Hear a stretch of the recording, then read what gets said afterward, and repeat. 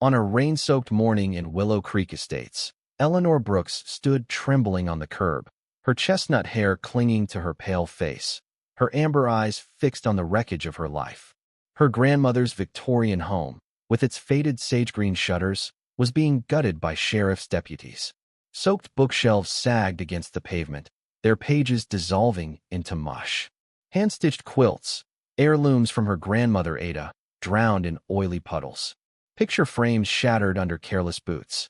Eleanor clutched a drenched sketchbook, her fingers white-knuckled, as Victoria Langley, the HOA president, watched from beneath a pristine umbrella. Victoria's ash-blonde bob was flawless, her sapphire eyes glinting with cold triumph. "Clear this by 10, she barked, her voice cutting through the storm like a shard of ice. Across the street, 16-year-old Caleb Morrow filmed the scene, his laughter sharp and cruel. "She got kicked out for painting like a kindergartner," he jeered, posting the video online. It spread like wildfire among Willow Creek's elite, their chuckles a venomous chorus. Eleanor's heart splintered, but her silence was a fortress. "They're stealing my home, my name, my everything," she thought. All because she'd hung a painting on her porch, a vibrant watercolor called Fields of My Youth, a radiant memory of summers with Ada. The HOA deemed it visually damaging. No one warned her that 17 citations for aesthetic violations could snowball into forced asset seizure. No one told her she'd become invisible in the city that once called her neighbor. But 10 years later, Eleanor would return with a plan so ruthless it would unravel the entire neighborhood that shamed her. Eleanor, a high school art teacher, never fit Willow Creek's sterile wealth. Its lawns were manicured to precision, its roses imported from Tuscany, its driveways gleaming with luxury cars. She walked to work, grew wildflowers, and lived in Ada's home, its untamed garden a quiet rebellion. At night, she painted, pouring her soul into Fields of My Youth, which she hung proudly on her porch. It was a golden expanse of meadows and sky, a tribute to Ada's laughter and easels. But Victoria, 52, ruled Willow Creek like a tyrant, her psychology a hunger for control. She'd clashed with Ada years ago, resenting her free spirit, and saw Eleanor's painting as a defiant echo. "This girl's a stain on my perfection," Victoria thought. "I'll erase her." At an HOA meeting, Victoria stood in a crisp ivory blazer, declaring, "That painting on Cedar Lane is a blight on our property values." The board wealthy retirees and corporate sharks nodded. Henry Vaughn, 60, a retired financier, sneered, "It's a child's scribble." Clara Weston, 45, a realtor with a crocodile tear smile, added, "She's tanking our resale market." Eleanor, summoned to defend herself, stood in a linen dress, her voice steady. "It's my art, my home, my memory." Victoria's lips curled. "Your home is a privilege. Comply or lose it." Eleanor's amber eyes held hers, her silence a vow. "They're building my grave," she thought. The citations came relentlessly, 17 in 3 months for the painting, her wildflowers, even her mailbox's shade. Eleanor couldn't pay. She was on unpaid leave, caring for Ada in her final days, hospital bills draining her savings. Victoria knew this and pressed harder, her letters venomous. "Compliance is respect." Eleanor applied for a curator job at a local gallery, her portfolio meticulous, but the owner, a friend of Clara's, dismissed her. "Your eviction suggests instability," she said, smirking. Clara later bragged, "She's a risk. You don't want her." Eleanor's rejection letter arrived as she sat alone in her car, her inner voice fracturing. "They're killing my future." Neighbors piled on. Sarah Kendall, 38, a boutique owner, led a mob to Eleanor's gate with a petition demanding she remove her painting or face eviction. "We're protecting our investment, dear," Sarah cooed.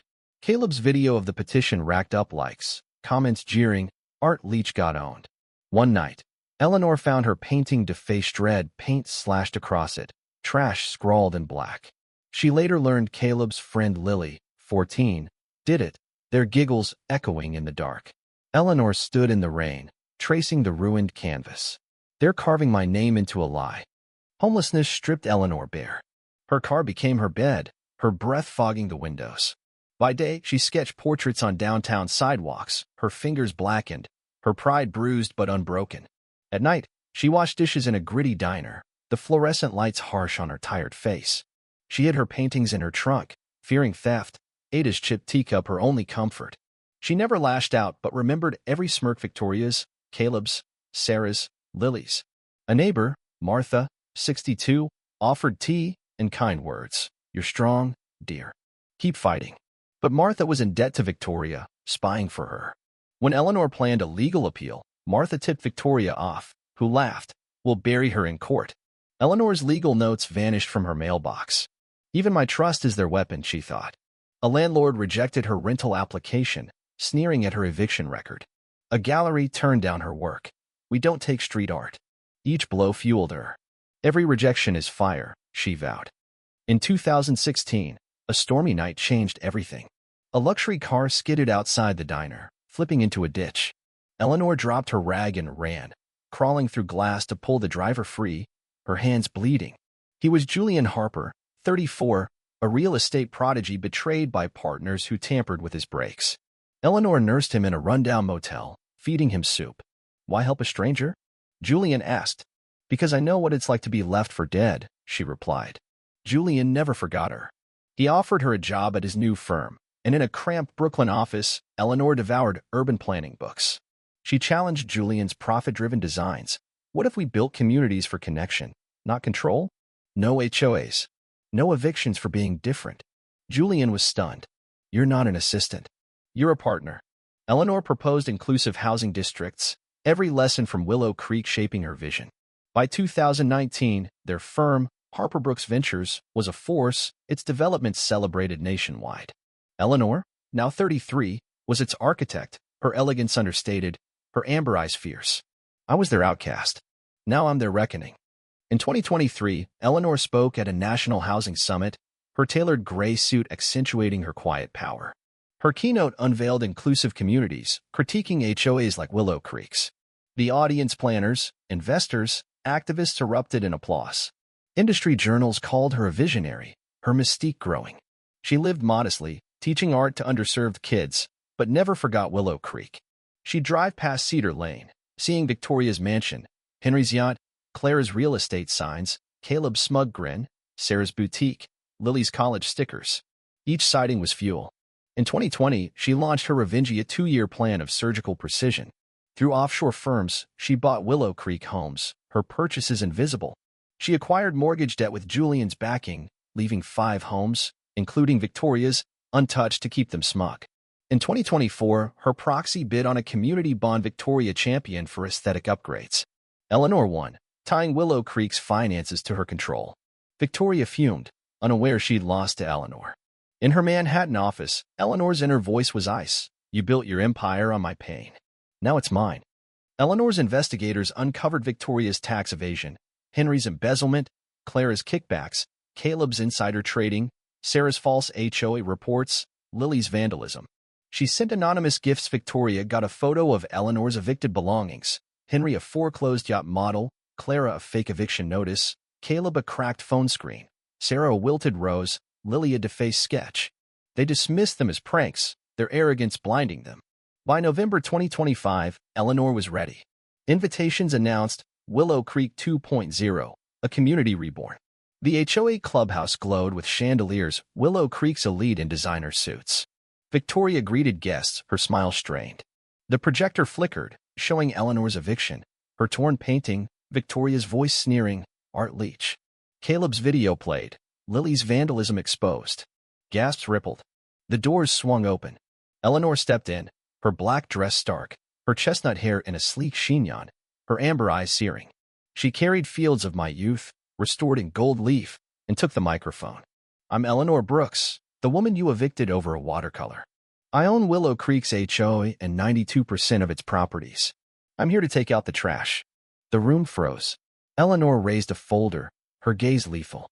"Victoria, I own your home's loan. Evicted by noon." Victoria's face drained. "Henry, your yacht's seized." Henry choked. "Clara, your license is suspended, pending my fraud investigation." Clara's earrings trembled. "Caleb, your job's terminated. I'm the bank's client." Caleb's phone slipped. "Sarah, your boutique's foreclosed." Sarah paled. "Lily, your internship's canceled. I fund the program." The projector exposed their crimes: fraud, theft, conspiracy. FBI agents entered, handcuffs snapping. The next morning, Victoria stood on her lawn, movers tossing her furniture. Neighbors, their debts in Eleanor's hands, turned away.